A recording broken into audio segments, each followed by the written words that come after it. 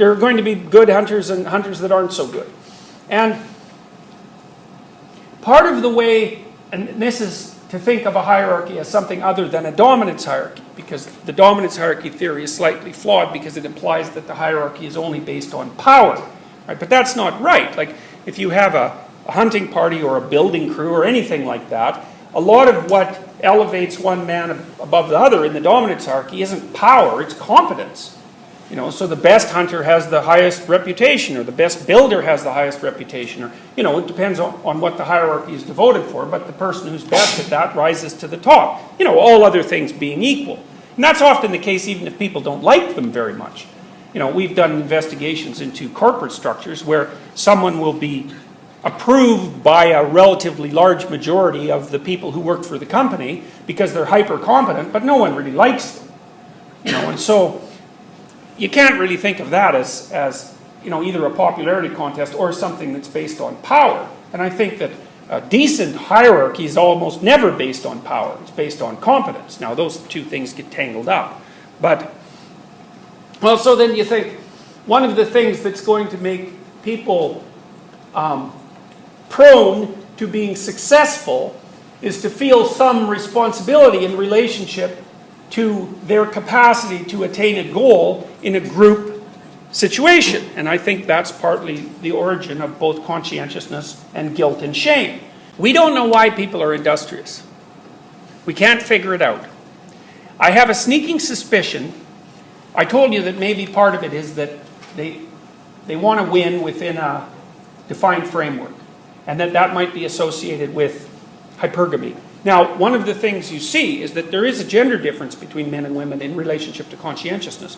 Not conscientiousness overall, but women are more orderly than men, and men are more industrious than women. And that kind of goes along with the hypergamy. So you remember hypergamy is this tendency that I described already. That it's the case in among many types of creature. So there might be that as a motivation, although I don't think that you can simply say that men think that if they get successful, they're going to have more luck with women, although that's certainly a conscious realization on the part of many men. I think it's such a deep phenomena, though, that it's more like it's built into the motivational system a priori, you know. So, anyways. So that would go on the masculine independence front, but we still haven't been able to manipulate that to any great degree. Maybe we're thinking as well that what conscientious people are doing is not so much striving to get to the top as they are trying really hard to stay away from the bottom. And that would go along with the with the orderliness, industriousness overlap. You know, say if part of what makes you orderly and somewhat industrious is disgust sensitivity, one of the things that you might want to do is flee from the bottom of dominance hierarchies, because the bottom of the dominance hierarchy is a bad place to be from the perspective of maintenance of health. Like, people at the bottom of dominance hierarchies are, generally speaking, in much rougher shape than the people who are closer to the top. And so part of being industriousness might be, maybe you're motivated by not wanting to fail. And then you might think, well, that's anxiety. But maybe not, you know. Conscientious people, let's say you have someone walking down the street and they encounter a homeless person. Okay, is a conscientious person more or less likely to give the conscientious person money? Or give the homeless person, to give the homeless person money? What do you think?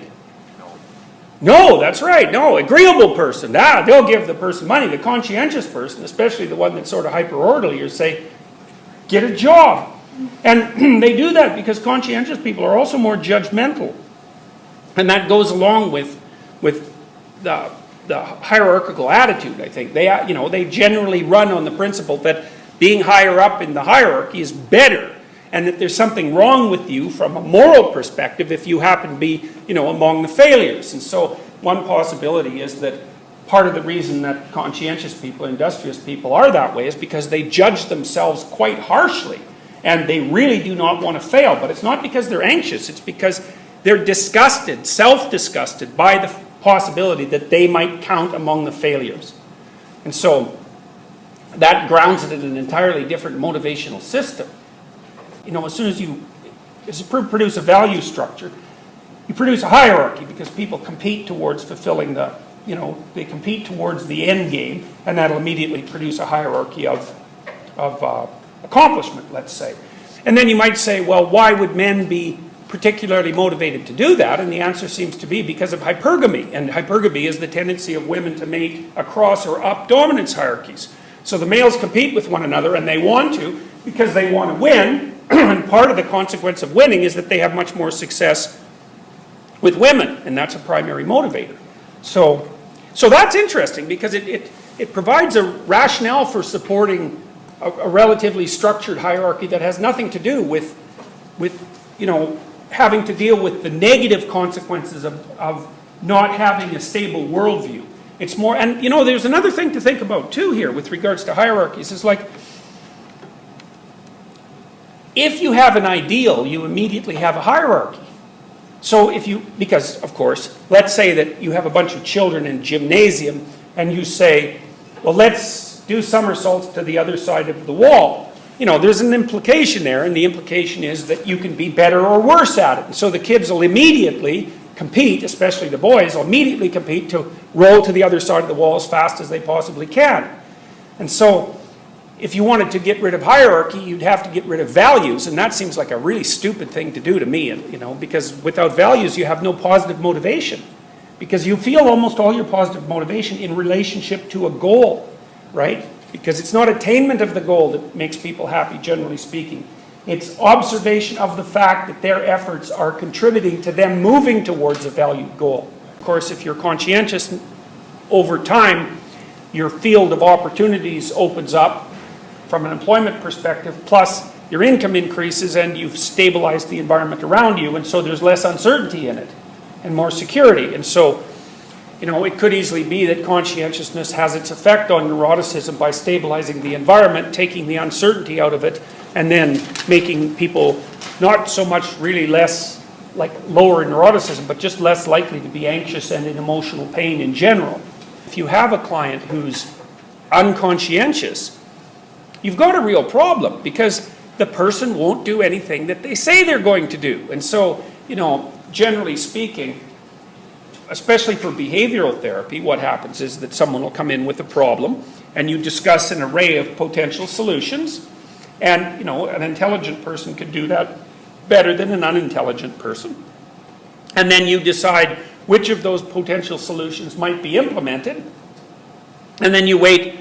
You don't want to put too much of a burden on the person because you want to make the probability that they'll actually implement the change very high, so you do it quite slowly because people aren't that good at implementing behavioral changes.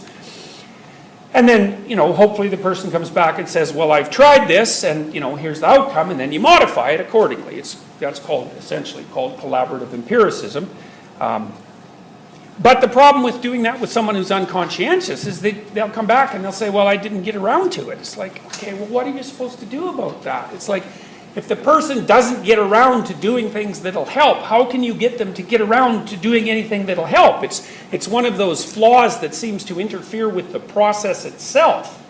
Now, I could say, well, maybe you could make the person enthusiastic about it and they'd be driven by enthusiasm, which is more of a positive emotion, or maybe you could terrify them half to death by the negative consequences of not doing it, which is also useful, or maybe they're agreeable and so they'd be willing to do it for someone else. Like there's other places, or if they're open, you can think of a creative way to do it. There's other places you can get leverage. But without the conscientiousness, there's a real problem. It's really difficult. Conscientiousness is a good predictor of long-term life success. It's a good predictor negatively of divorce. So more conscientious people are less likely to get divorced. It's a really good predictor of grades. It's a decent predictor of income. It's a good predictor of social status, eventual social status.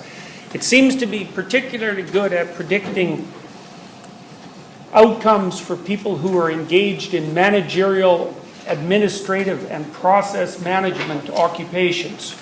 And so all of those occupations are characterized by the necessity of reliability, integrity, and attention to detail. So overall, if you're conscientious, you're going to be more satisfied with your life, especially as you progress through time, and you're going to be more happy. You're going to be happier, which is funny because, of course, happiness is basically extroversion, so you might ask, what does that have to do with conscientiousness? But what it seems to happen is that because you're conscientious across time, your life actually stabilizes and gets better. And so even though you might not be more happy, you'll be less miserable. And I'll tell you, if you give people a choice between less miserable and happier, they'll take less miserable. Because it's really painful to be miserable, but it's only moderately good to be happy. Like, we have a much bigger capacity for negative emotion than for positive emotion.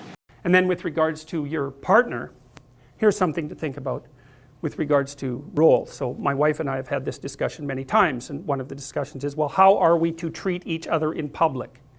And it isn't, her name is Tammy, the discussion isn't how should Jordan treat Tammy in public or how should Tammy treat Jordan. That's not the discussion. This isn't personal. It's how should a wife treat her husband and how should a husband treat his wife. It's impersonal. And it's partly, you don't put your partner down in public. Why? Well, it's not because you're hurting that person's feelings. That's not why. It's that you're denigrating the relationship that you are in voluntarily. You know, and some of the most painful days I've ever spent, one in particular I spent with a group of men who had been in therapy for their marriage and who bloody well needed it, I can tell you that. And they spent their whole day complaining about their wives.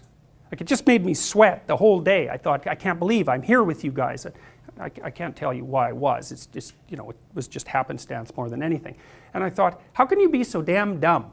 It's like, it's certainly possible that you married barbarian witches. Fine. But you don't have, you're so lacking in sense that you would discuss that in public, not noticing that you picked them. So basically all you're doing is holding up a sign and waving it constantly that says, I'm an idiot, right? And so, well, back to responsibility. You have a responsibility to those whom you love and are obligated to ensure that they manifest themselves in a manner that's most beneficial to them over the long run. Now, you have the same responsibility, I would say, to yourself, but you'll have blind spots. Other people have to help you with that. But so the rule is, you know, you help your wife figure out how not to make a fool of herself in public. And she extends to you the same courtesy. And it's partly maintenance of the sacred nature of the relationship. It has nothing to do with you or her, precisely. It's broader and wider than that. Okay, so then that's two levels of responsibility. Child, partner, next level of responsibility. You're asked at your workplace to undergo unconscious bias retraining. And you say yes. It's like, okay, you've just admitted that you're a bigot, right? Because you're acting it out. It's like, I'm a racist bigot, obviously I need to be retrained. And so you might say, well, I'm not going to make a fuss about it, right? Or I've been told to do it. Or maybe you agree with it, fine. And if you agree with it, no problem. You can make a case for it. I think it's a weak and appalling case, personally, but you can make a case for it. You could say, well, you know, I am interested in my biases and how to rectify them, and like, fair enough, you know, people are biased. But if you object to it and you don't say anything, then you're complicit. And then it's on you. And you know, like, A causes B and C, and B causes C and D, and so forth. The thing it doesn't always, but it has this tendency to expand. And you'll come home angry and upset, and you'll go to the training program and you'll think this is ridiculous, because that is what you'll think in all likelihood, and you won't say anything. But it eats at you. Well, you've abrogated your responsibility. And then you might say, well, so then that's how the community becomes corrupt. That's how the community starts to be corrupt, is that people turn a blind eye to emergent pathology when they know it's pathological. That's exactly what the Egyptian story says. Osiris is overcome by Seth because he's willfully blind. Willfully blind, which means he knows, but refuses to, he knows, quote, his predator detection systems have gone off.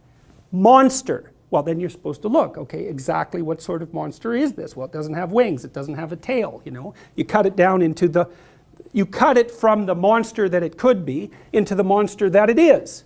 That's the first step. And then you take the appropriate steps. And then you also notice the other monsters, because here's something to think about. You're going to pay a price for speaking up, but you're going to pay a price for not speaking up. So it's like monsters on the right, monsters on the left. Pick the ones you want to battle with. If you decide not to make your stand, you weaken yourself. If you do it 100 times, then even if the monster was only this big, now you're this big, it's going to eat you. You know, when it was this big, you probably could have kicked it across the room. It's too late for that. You've capitulated and capitulated.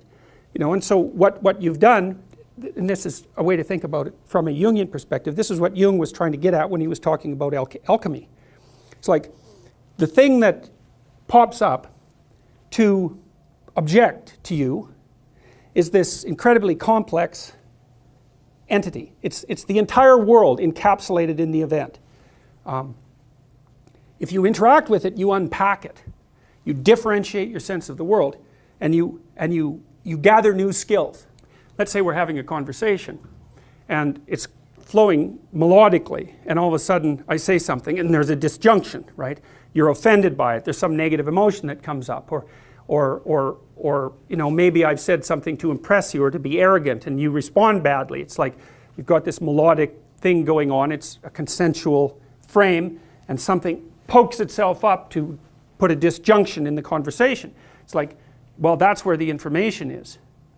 It's like something went wrong, something didn't work out, I'm not looking at the world properly, or I don't know you well enough, or as well as I thought. There's something there, and if I have any sense, I'm going to focus my attention on that.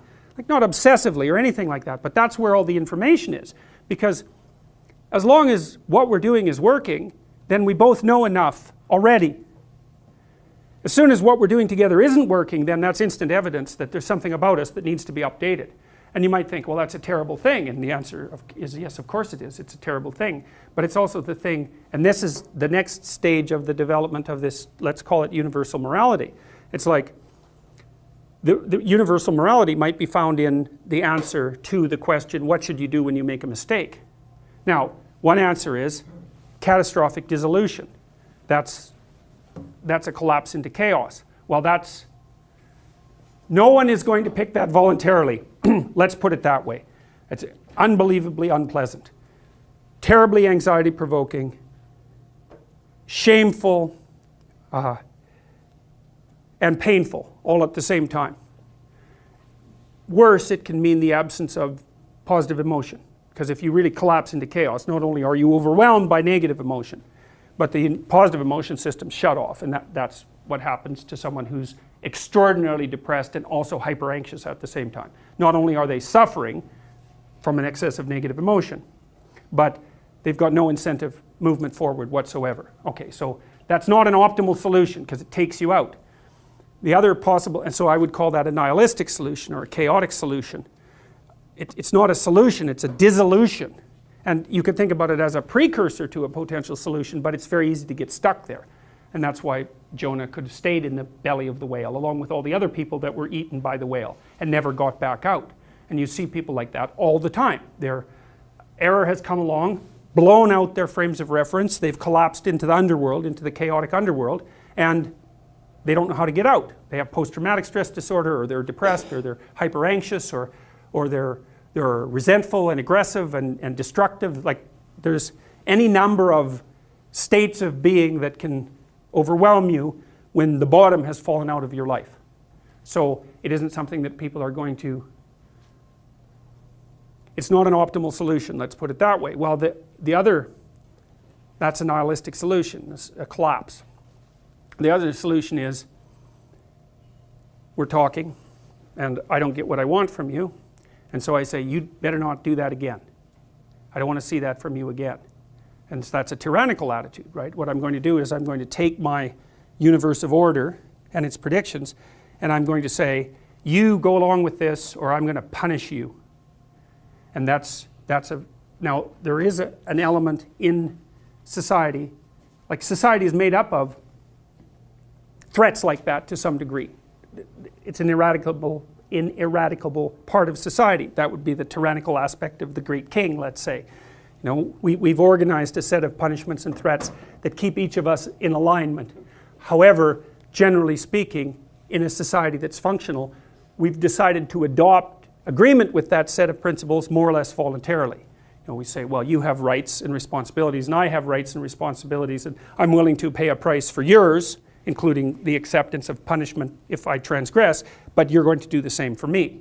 So there are intelligent ways that punishment and threat can be used and bounded.